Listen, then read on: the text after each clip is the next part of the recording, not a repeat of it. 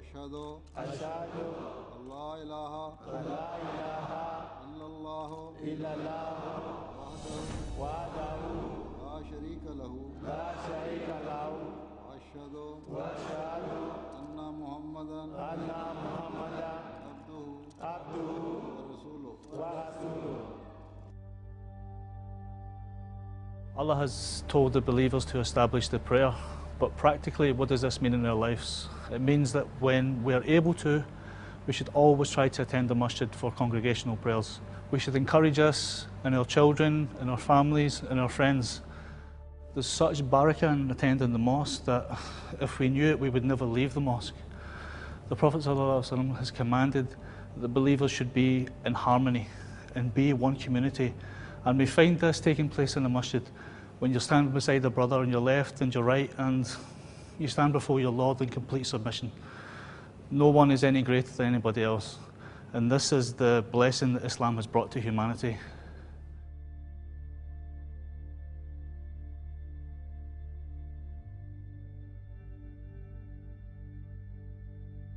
Allah has said that the souls are contented in His remembrance.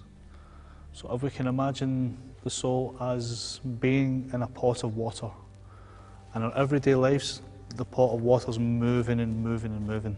Everything we do, all our thoughts, all our work, all our emotions, all our worries, the water's all over the place. So when we come to the masjid, the water stops and it stands still for that little period of time. And this is when we find ourselves at our natural state. The promised Messiah's purpose and all prophets of God's purpose was to bring mankind to this realization. The realization of Alaysa bi Rabbikum, who is your Lord? And every soul inherently knows who its Lord is.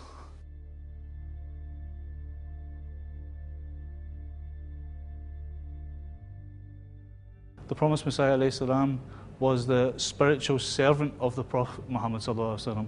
And he invoked his Jamaat to be constant in prayer. And he said, in fact, this is the weapon of a believer.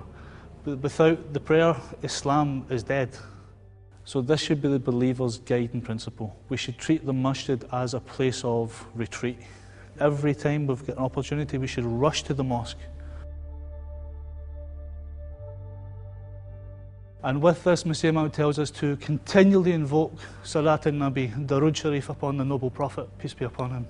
I came late into Islam, and this is the one thing that I feel benefits you on a daily basis. Whenever you have any trouble or anxiety, you send salat upon the Prophet and Allah raises it from you. He takes it away from you. Messiah Muhammad has said that we should try our best and to be regular in the Tahajud prayer.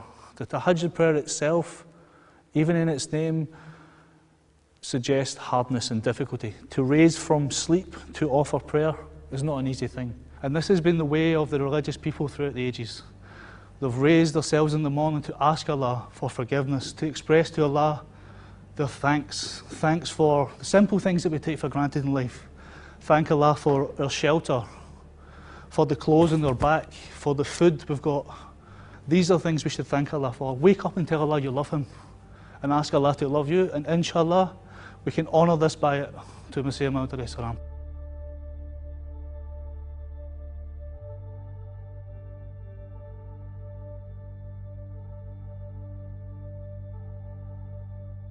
This condition, as with all the condition of Bai'at, is something we have to work towards. It's a lifetime project. We shouldn't get disheartened or downtrodden if we mess up here and there, because this is the nature of human beings. This is why Allah has given us istagfar and recourse to prayer.